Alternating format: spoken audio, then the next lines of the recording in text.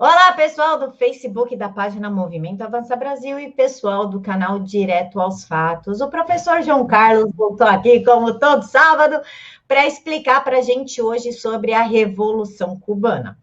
Ele vai explicar o que aconteceu com Castro, como é que Cuba virou, sei lá, essa ilha decrépita e doentia sobre um sistema ditatorial demente que as pessoas têm carteirinha para se alimentar. E ele também vai falar um pouquinho sobre os campos de concentração para homossexuais, porque existia sim na Cuba de 1960. Professor, muito obrigada por mais uma aula neste sábado. Obrigado, Camila, por estar mais uma vez aqui. Muito feliz de compartilhar com vocês esse conhecimento. Professor, como sempre, o microfone é seu, 45 minutos de uma excelente aula. Vamos embora. Obrigado, Camila. Então, gente, vamos começar, então, falando do início, final do século XIX na América e começo do século XX. Então, a gente tem em 1898 uma guerra acontecendo aqui na América. É a Guerra Hispano-Americana. Tá? Os Estados Unidos eles estavam vivendo uma política chamada Política Monroe, do presidente James Monroe. Essa política James Monroe tinha como lema a América para os americanos, ou seja, excluir ou afastar a influência europeia que dominou todos os países da América Latina durante o século XIX e estender a influência norte-americana para os países da América Latina. Ok? E os Estados Unidos usavam uma política também, uma ferramenta política de ser a polícia da América, o Big Stick Policy, ou seja, a política do grande bastão, né, do grande porrete, que eles acabavam usando de força militar para afastar a influência europeia aqui da América. Neste contexto da Guerra Hispano-Americana, a gente tem os movimentos de independência de Cuba. Cuba é a maior ilha do Caribe e é uma ilha agroexportadora de cana-de-açúcar e seus subprodutos, e os Estados Unidos tinham muito interesse estratégico na ilha de Cuba. Enquanto os Estados Unidos estavam nessa guerra de expulsão dos espanhóis das colônias da América Latina, Cuba também estava passando por um processo de independência frente à Espanha, que só se concretizou em 1902. E uma figura heróica para o povo cubano na época foi o poeta e escritor José Martí. José Martí, ele foi o grande líder das forças cubanas que lutaram contra os espanhóis na Guerra de Libertação de Cuba, a Guerra de Independência de Cuba.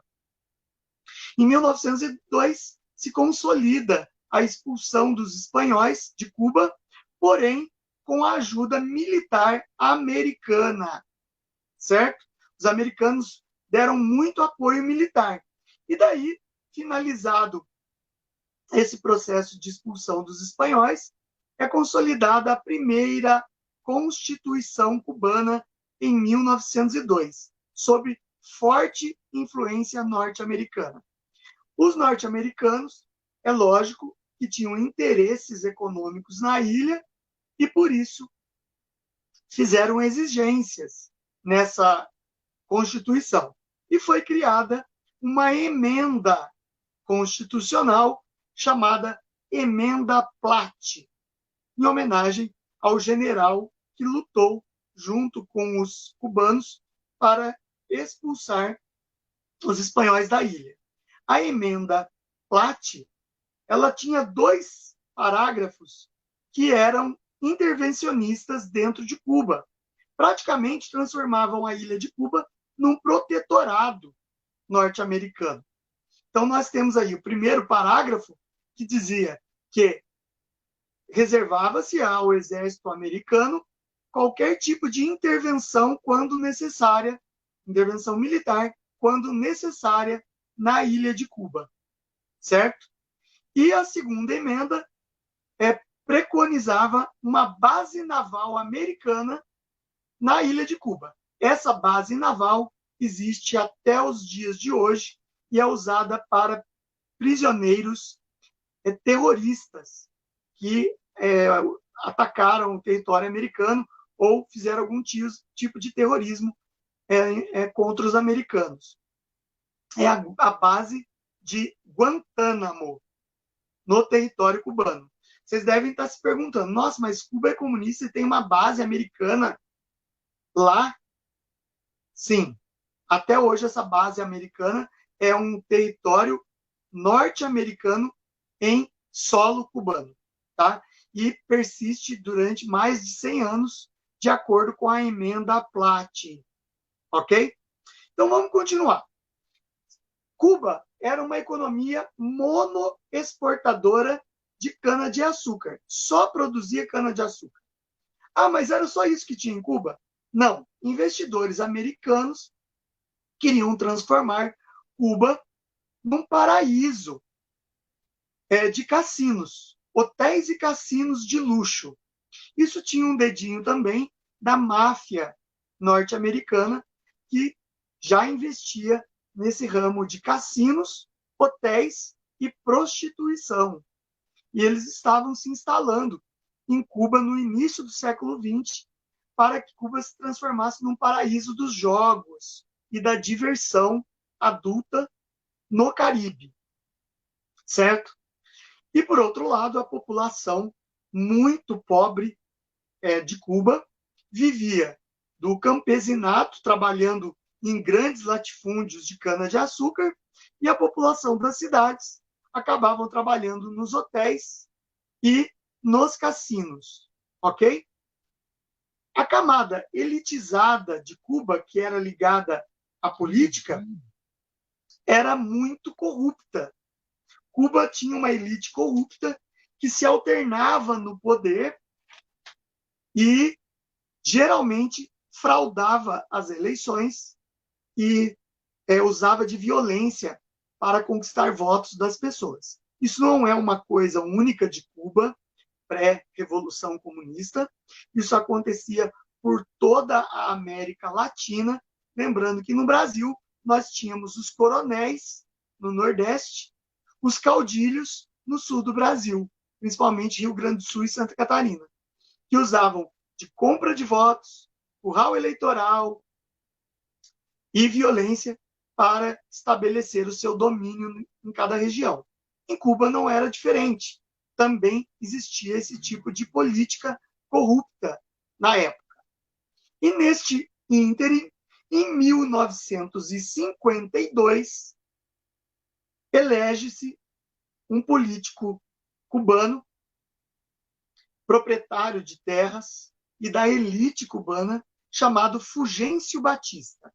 Logo, os partidos oposicionistas acusaram Fulgêncio Batista de fraudar nas eleições. Compra de voto, uso de violência em alguns setores de votação. Porém, como isso era usual e a própria oposição usava desses artifícios também, ficou apenas na retórica e o Fulgêncio Batista se instalou no poder. Se instalando no poder a partir de 1952, Fulgêncio Batista ele impõe uma ditadura, que também não é uma coisa nova no início do século XX nas repúblicas latino-americanas. Lembrando que o Brasil, nós tivemos a ditadura do Estado Novo de Vargas em 1937 até 1945. E a Argentina viveu isso com o peronismo do Juan Domingo Perón, uma ditadura nos moldes fascistas, certo? E o Fulgêncio Batista, então, ele instala uma ditadura em Cuba. Essa ditadura era apoiada pelos Estados Unidos, pelos investidores em hotéis, em cassinos no país, e também pelos grandes latifundiários, que viviam das usinas de cana-de-açúcar. Ok? Porém, uma classe operária e uma classe estudantil, em Havana, principalmente, a capital da ilha, se opunha ao ditador Fulgêncio Batista. E, neste contexto, sobressai a figura de um líder estudantil que cursava Direito na Universidade de Havana, chamado Fidel Castro. Fidel Castro era filho de fazendeiros ricos do setor canavieiro, certo? Então, ele tinha condições de estudo numa ilha de pouco mais de 6 milhões de habitantes e que 95% não tinha estudo. Ele participava da elite, portanto, ele tinha ingresso às universidades e estudava na melhor universidade do país, que era a Universidade de Havana. E ele se opunha ferozmente contra a ditadura do Fulgêncio Batista. Certo? Em 1953, com 26 anos, o Fidel Castro organizou um grupo armado formado por estudantes e operários oposicionistas ao Fulgêncio Batista e fez um ataque a um quartel na cidade de Santiago de Cuba. O nome do quartel é o quartel Moncada. Foi conhecido esse episódio como o ataque ou o assalto ao quartel Moncada, em que o Fidel Castro, na liderança desse movimento, tentava possuir armas e mobilizar a população com relação à sua causa de luta contra a ditadura do Fulgêncio Batista. Esse ataque foi frustrado, não conseguiu grande efeito, a população não simpatizou com os grupos de estudantes liderados pelo Fidel Castro, e assim ele acabou preso e todas as pessoas do movimento também presas. Por ele ser estudante de Direito e ter uma boa oratória, 2 anos depois da prisão, ele ainda cumpria essa prisão, ele foi a julgamento e ele mesmo fez a sua defesa. Na sua defesa, que acabou entrando para a história do povo cubano, ele falava que a história iria absolvê-lo. Tá? Ele levou 2 horas de oratória para a sua defesa no tribunal. Após essas 2 horas, houve a deliberação do juiz e o juiz condenou Fidel Castro a 15 anos de cadeia por crime de traição à pátria e movimento guerrilheiro. Certo? Ataque a um quartel militar. Então, ele foi condenado a 15 anos. Porém, ele cumpriu apenas esses 2 anos de pena. Por quê?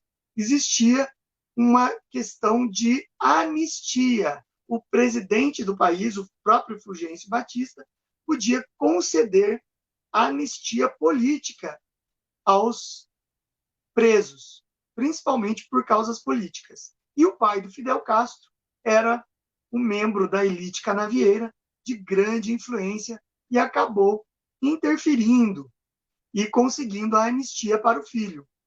Fidel Castro, então, é solto depois de cumprir 2 anos de pena e migra para o México. No México, ele vai fundar um grupo de cubanos exilados chamado MR-26, Movimento Revolucionário 26 de Julho, que foi o dia do ataque ao quartel Moncada.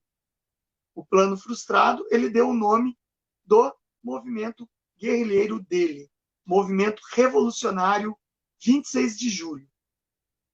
E lá, no México, ele acaba adquirindo um terreno para exercício e treinamento dos seus guerrilheiros. Ele vai reunir mais ou menos 80 guerrilheiros de origem cubana, em que ele vai comprar armas e treinar esses guerrilheiros em táticas de guerrilha. Neste contexto de guerrilha, de treinamento, ele acaba conhecendo um médico argentino, aventureiro, que já tinha participado, visto os Estados Unidos em ação contra ditadores em Honduras e na Guatemala. É um médico argentino, Ernesto Guevara, que logo será apelidado pelo Fidel Castro de Che. Por que Che? Porque os argentinos tinham este costume linguístico de tudo usar a expressão Che. Né? Às vezes, no sul do Brasil, nós também temos este maneirismo linguístico, na qual alguns gaúchos usam bate, né? E o Ernesto Guevara usava esse tipo de maneirismo linguístico. Por isso, ele foi apelidado de Che. E daí, associado ao seu sobrenome, ficou Che Guevara. Certo? Bom, este grupo planejava um desembarque armado numa região de Cuba e ali tomarem de assalto aquela região e começarem a cooptar os pequenos agricultores daquela região, certo? Essa era a ideia do Fidel Castro. Ele vai comprar um iate usado com dinheiro do papai para transportar os 80 guerrilheiros que ele conseguiu formar para a ilha de Cuba. Em dezembro, no dia 2 de dezembro de 1956, ele desembarca numa região de Cuba próxima à Serra Maestra. Tá? Essa região de Cuba que ele desembarcou é uma região muito pobre, próxima da cidade de Santiago de Cuba, e é uma região muito, muito pobre. Uma região em que tem pequenos agricultores que trabalhavam em agricultura familiar para autossustentação e venda em pequenos comércios da grande cidade de Santiago de Cuba. Certo? Então, o Fidel Castro ele vai desembarcar ali numa noite chuvosa. Ele acaba cometendo erros táticos e o navio, o iate que ele tinha comprado, estava super lotado, tinha capacidade para até 30 pessoas, estava levando 80 guerrilheiros armados para Cuba. Ele acaba ficando preso nos recifes de corais no litoral daquelas praias. E daí, as pessoas que moravam próximas à praia, assustadas com aquela movimentação de homens armados, acionam as autoridades. E, por sua vez, as autoridades acionam o exército, que identificam ali um desembarque de um grupo perigoso, guerrilheiro, e atacam esse grupo de forma contundente. Dos 80 guerrilheiros, apenas 12 conseguem fugir para a região serrana de Serra Maestra. Os demais são capturados e alguns mortos durante o desembarque. Esses 12 incluem o Ernesto Che Guevara, o Fidel Castro e alguns outros líderes do movimento que ficarão famosos depois da Revolução como líderes heróicos dos comunistas. Tá? Inclusive, tem até um chamado Camilo Cienfuegos, que também saiu vivo desse ataque aí no desembarque ali perto da Serra Maestra. Os guerrilheiros, eles vão se refugiar, esses 12 guerrilheiros vão se refugiar na Serra Maestra, um lugar de difícil acesso, mata fechada, de população muito pobre, e que o exército não se importou muito com a fuga desses 12, porque achavam que eles iam se dar muito mal no meio de uma floresta fechada e sem o apoio de outros grupos que fornecessem alimento e armas para eles. e abrigo também, né? Acontece que esse desembarque aconteceu por volta de 1956. E neste contexto de 56 já era bem diferente de 1952, quando o Fulgêncio Batista se instalou no poder como ditador. Em 1956, já existia uma resistência política velada contra a ditadura. Dois partidos que atuavam na ilegalidade, portanto, na clandestinidade, atuavam em sindicatos e em grupos estudantis, promovendo greves e protestos contra a ditadura de Fulgêncio Batista. Era o Partido Comunista Cubano, que estava na ilegalidade, desde quando o Batista tomou o poder, e o Partido Socialista Popular de Cuba, o PCC cubano e o PSP cubano. Esses dois partidos agiam na clandestinidade. E o que eles fizeram? Eles começaram a apoiar o grupo de sobreviventes do Fidel Castro, fornecendo alimento, vestes e munição e armas para o grupo do Fidel Castro. Vários estudantes das universidades foram cooptados nessa época e se somaram ao grupo do Fidel Castro na Cordilheira da Serra Maestra. E lá eles recebiam instrução de tiro e táticas de guerrilha na selva, certo? Esse grupo começou a cooptar também os pequenos proprietários de terra, que pagavam pesados impostos, que viviam uma vida humilde e, sob promessas do grupo guerrilheiro, eles acabaram ingressando no movimento. Esse movimento cresceu, acabou tendo a participação de quase 1.000 adeptos, e daí o Fidel Castro conseguiu formar 4 colunas armadas preparadas para combate.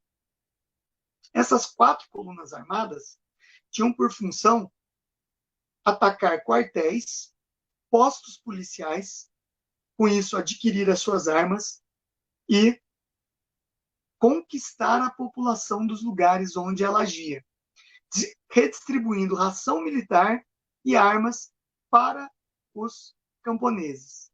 Então, em grupos separados, em ações noturnas, eles entraram em combate várias vezes contra postos policiais e quartéis.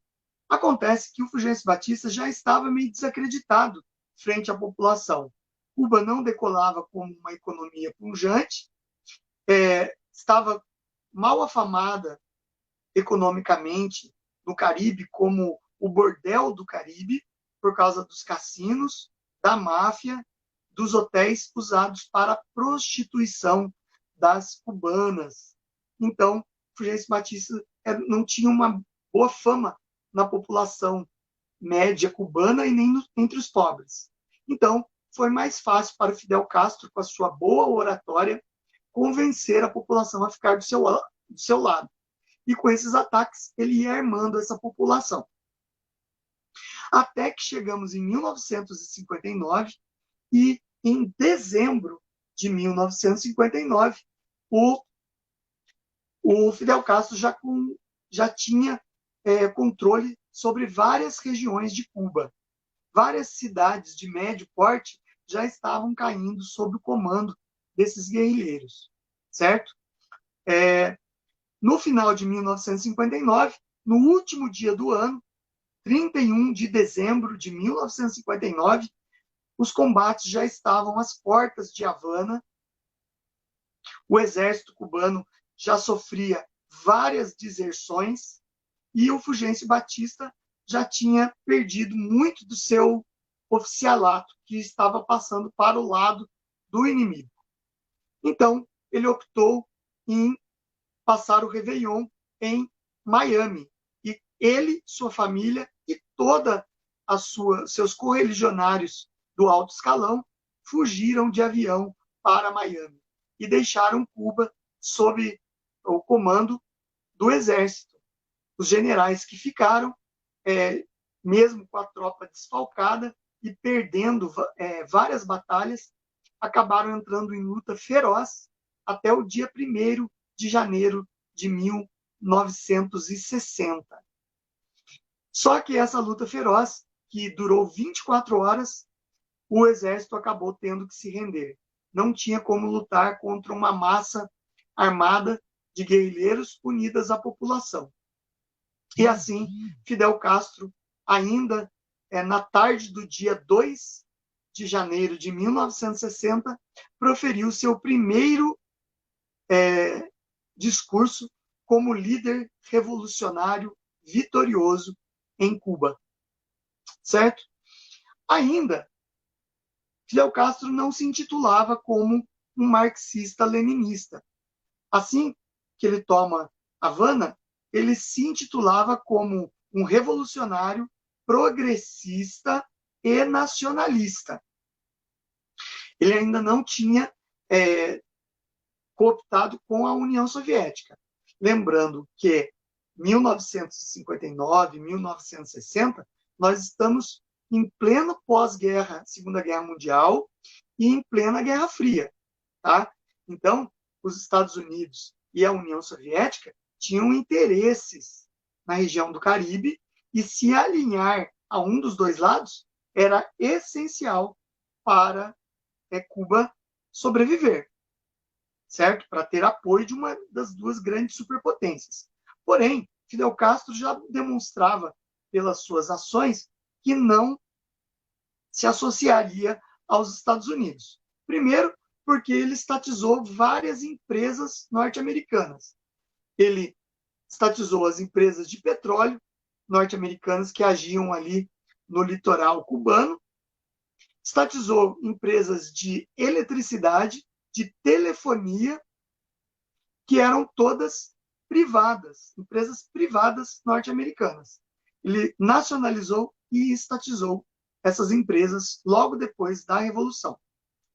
Estávamos neste contexto de Guerra Fria, e os Estados Unidos, então, começa a combater Cuba através da sua inteligência, através da CIA, da sua central de inteligência.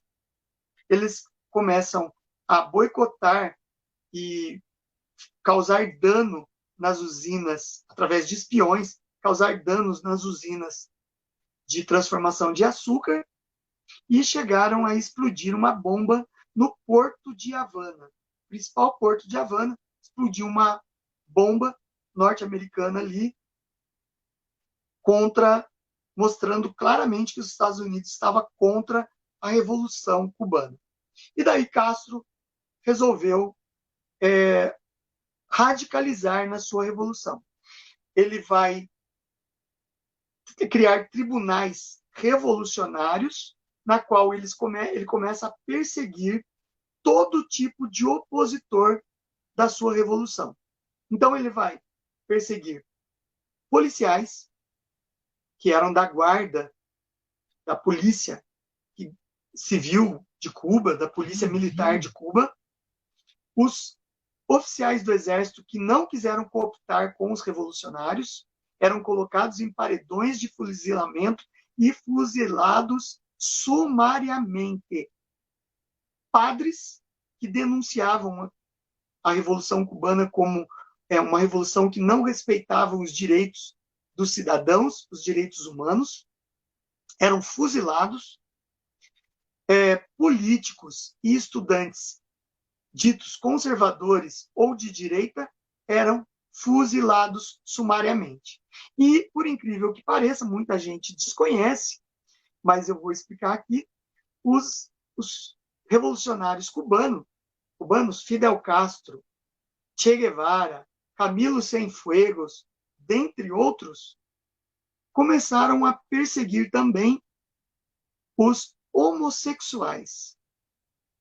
Eles eram tratados como a escória, como uma coisa, vamos dizer assim, monstruosa para eles.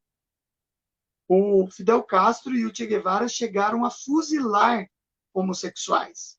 E no decorrer do regime cubano, que vai se estender e se estende até hoje, os homossexuais foram perseguidos.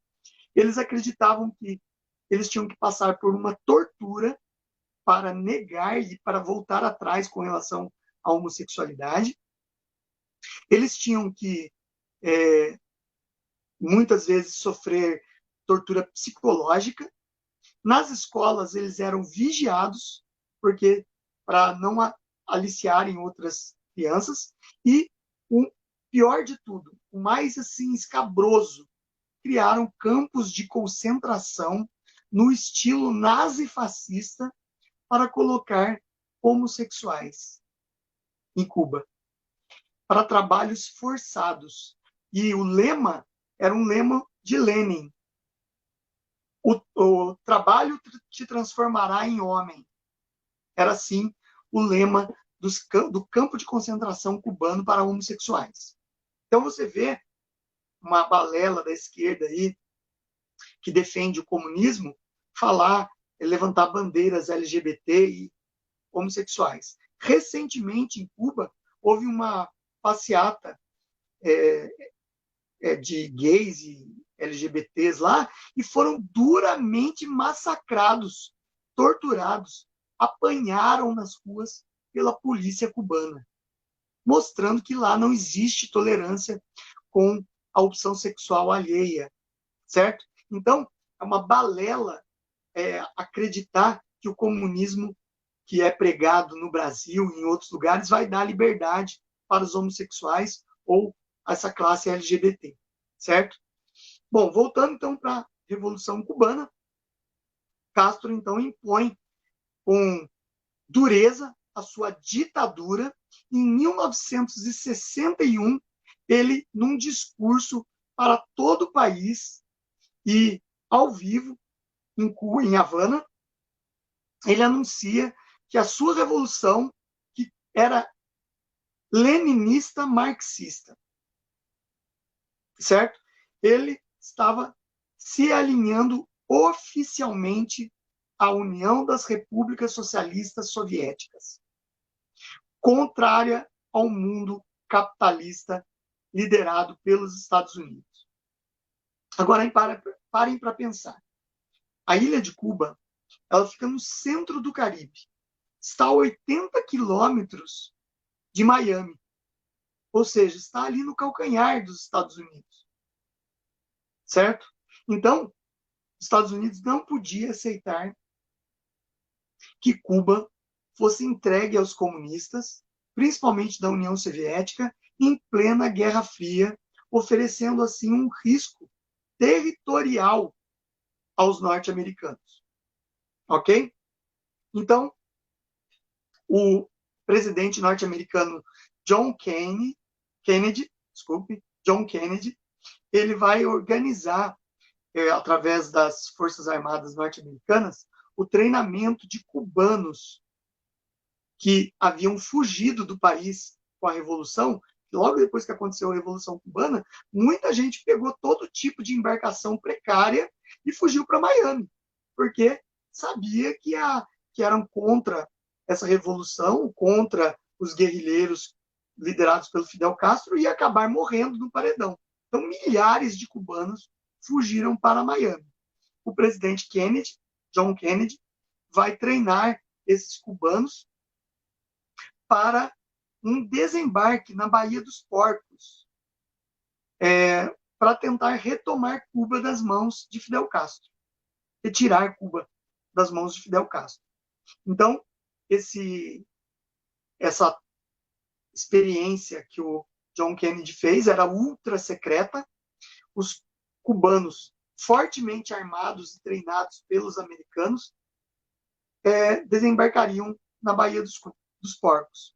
E ali eles combateriam as forças de Castro e, na teoria, a vontade do povo cubano pela liberdade e voltar ao sistema capitalista de liberalismo econômico, liberdades individuais, liberdade de expressão, faria com que o povo ficasse do lado das tropas aí que os americanos estavam patrocinando. Infelizmente, isso não aconteceu. O desembarque da Baía dos Porcos foi um fracasso, repercutiu muito mal, porque daí veio à tona, né, pela imprensa, e todos os países aí viram que o patrocínio norte-americano acabou vindo à tona e pegou muito mal para o presidente John Kennedy, certo? Bom, os Estados Unidos, daí, para rechaçar esse ataque frustrado, ele acaba exigindo da OEA, Organização dos Estados Americanos, que expulsasse Cuba do acordo da OEA. Cuba já não fazia mais parte dos países membros da OEA. E também decretou um embargo econômico total sobre a ilha de Cuba. Todos os países da América e países capitalistas estavam proibidos de comercializar com Cuba. Comprar seus produtos da agricultura, principalmente o açúcar e os derivados da cana, e também de vender produtos para dentro de Cuba, certo? Isso fez com que Cuba, já que já havia se declarado e jurado fidelidade ao marxismo-leninismo, se aproximasse ainda mais do Nikita Khrushchev.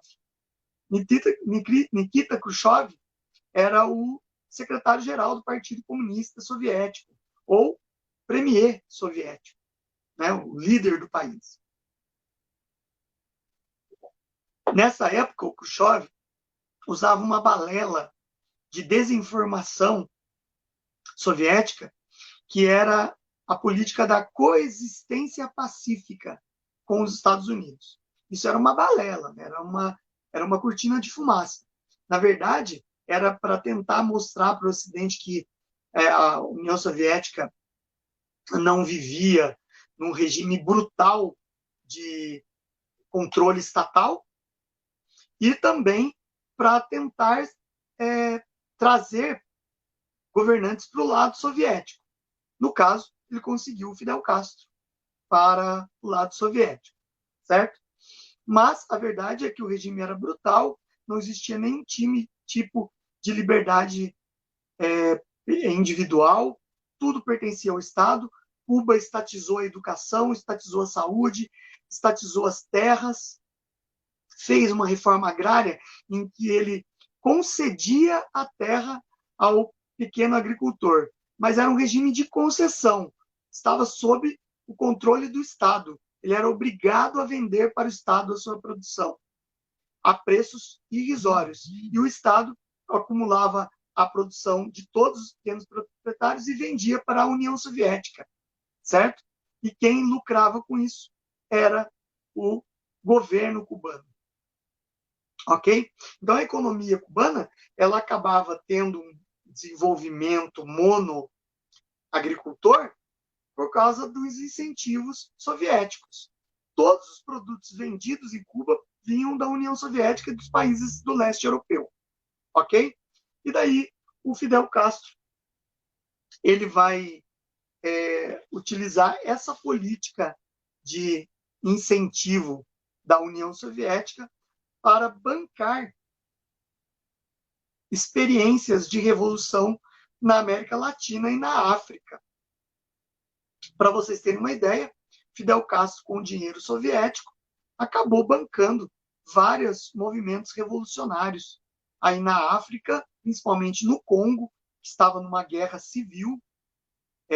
Até o Che Guevara, no seu diário, ele escreveu que foi para o Congo lutar lá, mas pelo povo africano ser muito desorganizado e não aceitar ordens, ele acabou desistindo da guerrilha no Congo e voltou para Cuba, depois sendo treinado e formando um pequeno grupo para tentar implantar a teoria do foquismo, que ele escreveu, Che Guevara escreveu, a teoria do foquismo, que é um pequeno grupo tomar um país através da cooptação dos camponeses e operários daquele país. Ele vai tentar essa teoria na Bolívia, onde ele vai acabar morto pelo exército como um guerrilheiro, e mostrando que essa teoria não dava certo. Deu em Cuba porque era um momento muito específico da história de Cuba, e não deu certo lá na Bolívia. Ele acabou sendo morto pelo exército boliviano e o seu corpo ficou exposto, mostrando que Che Guevara tinha sido vencido pelo exército boliviano sob a ajuda militar dos Estados Unidos e das informações da CIA. Mas um fato muito importante que aconteceu em 1962 foi que o Fidel Castro pediu ajuda militar para o Khrushchev. Khrushchev, interessado na região estratégica em que Cuba estava, resolveu instalar mísseis balísticos com ogivas nucleares em Cuba, em 1962. É a chamada crise dos mísseis cubanos. Tá? Ele ia instalar 16 ogivas nucleares em rampas de lançamento de mísseis, que teriam a capacidade de atingir o território norte-americano. Imagens de avião espião norte-americano conseguiram detectar essas rampas de lançamento de mísseis sendo instaladas em território cubano. E também a CIA conseguiu interceptar ligações mostrando que cargueiros soviéticos estavam levando os mísseis para o território cubano a partir de uma certa data. E assim, o presidente Kennedy mandou fazer um cerco militar a Cuba, não deixando passar esses cargueiros com os mísseis cubanos. O mundo viveu um período de grande tensão. Todos os olhos do mundo se voltaram para a questão dos mísseis cubanos. Por quê? Estávamos em plena Guerra Fria e essa questão dos mísseis cubanos estava dando toda o parecer de que ia desembocar numa guerra nuclear, na Terceira Guerra Mundial. Tá? O mundo viveu 12 dias de grande tensão e expectativa.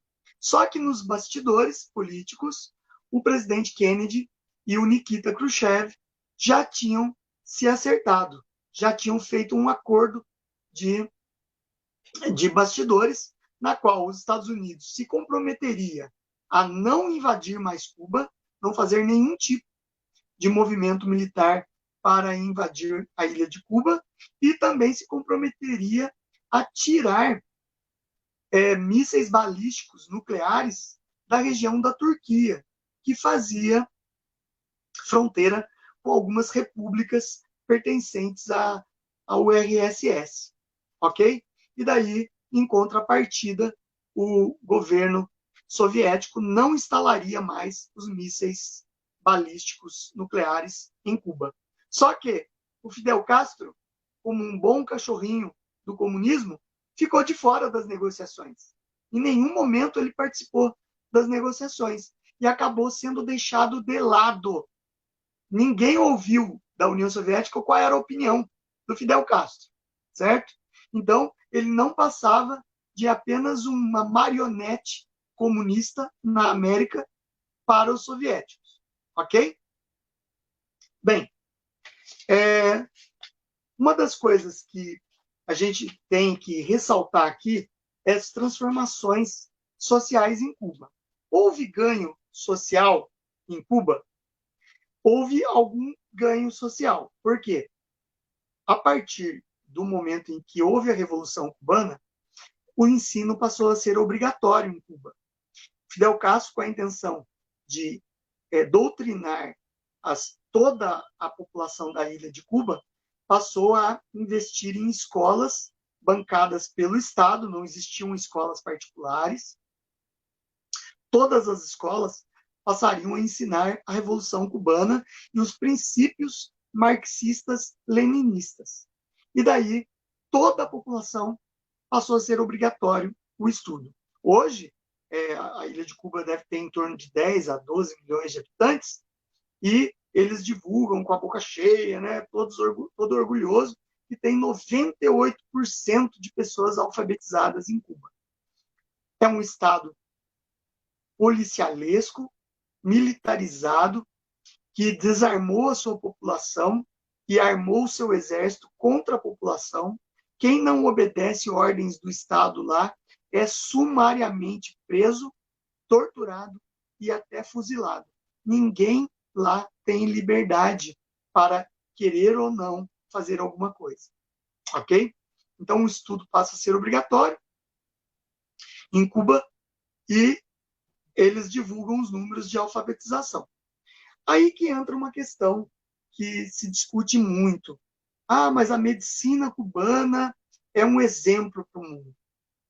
Gente, nós tivemos médicos cubanos aqui no programa do PT dos Mais Médicos, que era uma forma de desviar recursos do Brasil para sustentar a ditadura cubana do irmão do Fidel Castro, Raul Castro, certo? Então, milhões de reais dos seus impostos foram pagos para Cuba, para o programa Mais Médicos, enquanto que o médico cubano recebia R$ 1.000 e não podia ver a família enquanto estivesse nesse programa, porque senão corria o risco dele, se a família viesse visitá-lo aqui, a família acabar pedindo asilo político e o médico também abandonando Cuba, certo?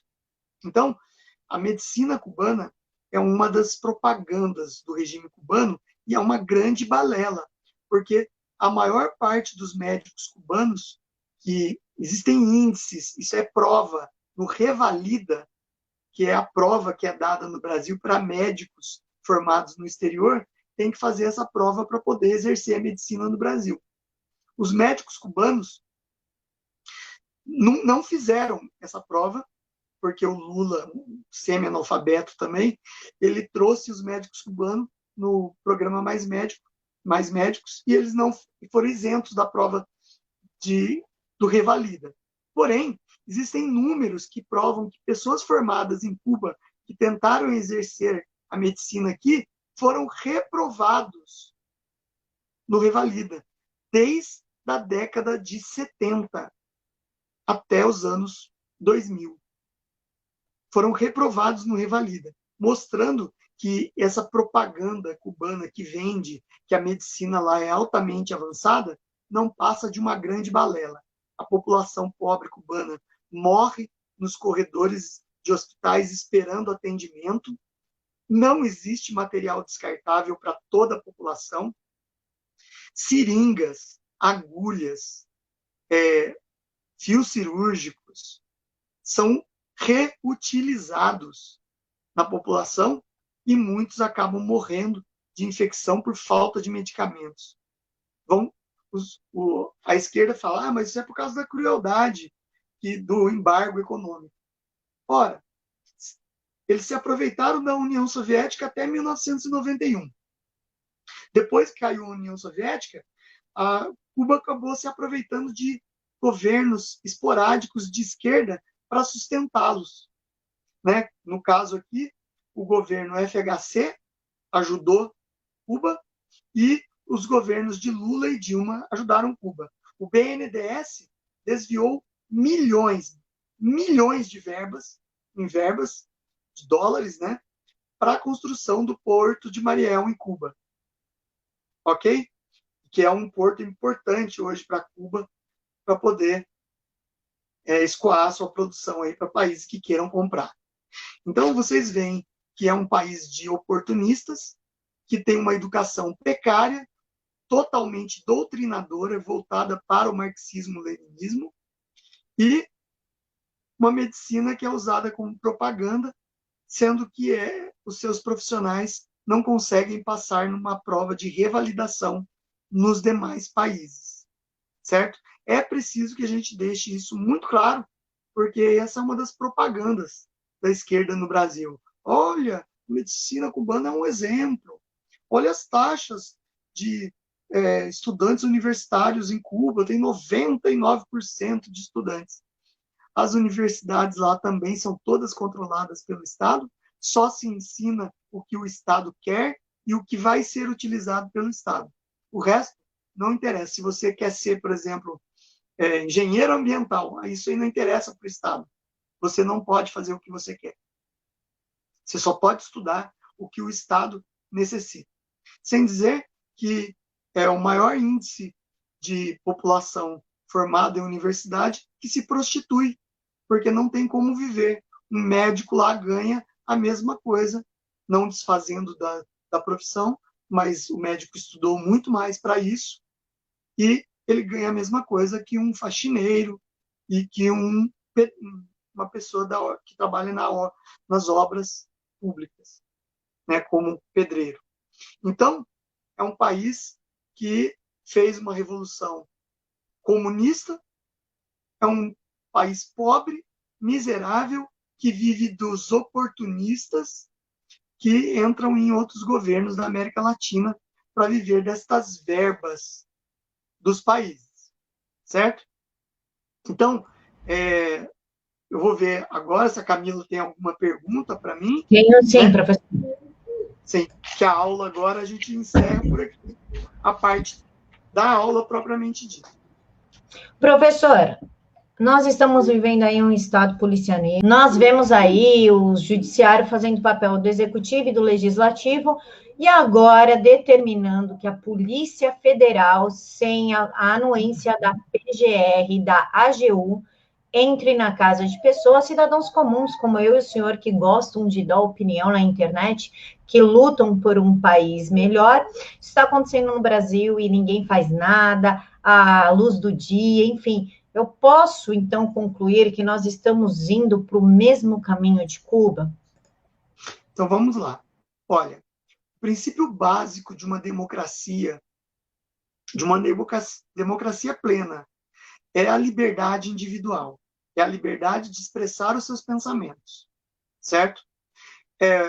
O Brasil já tem lei, caso você ofenda alguém ou minta sobre a honra de alguém, já existe a lei no Código Penal que a pessoa pode ingressar com uma ação e pedir dano moral, né?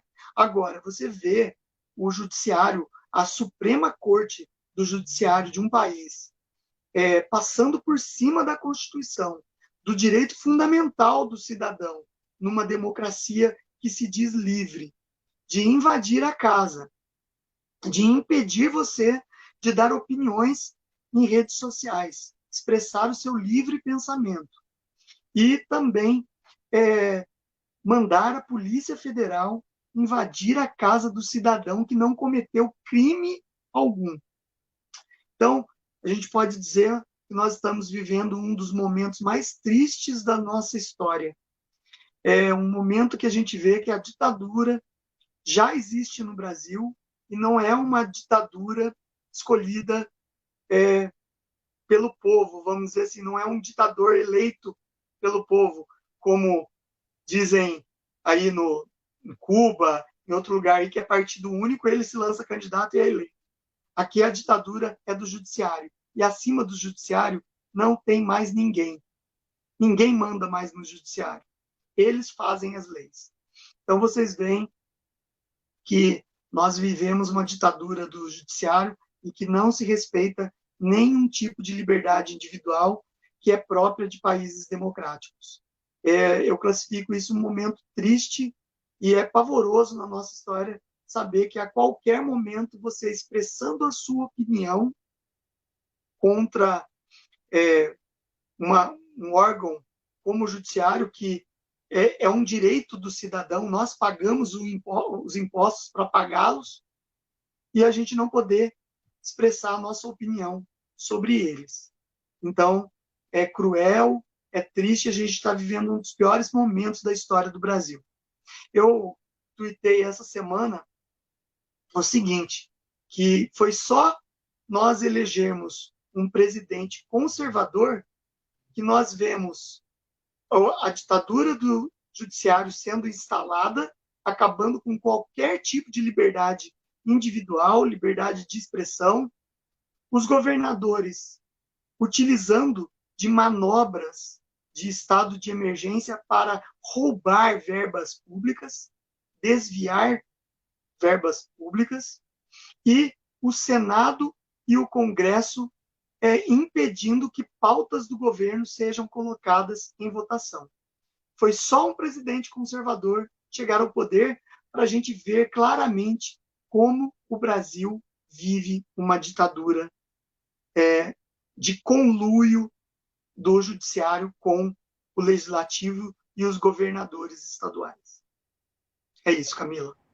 Professor, muito obrigada. Pessoal, esse é o professor João Carlos. Eu vou deixar para vocês na caixa de informações.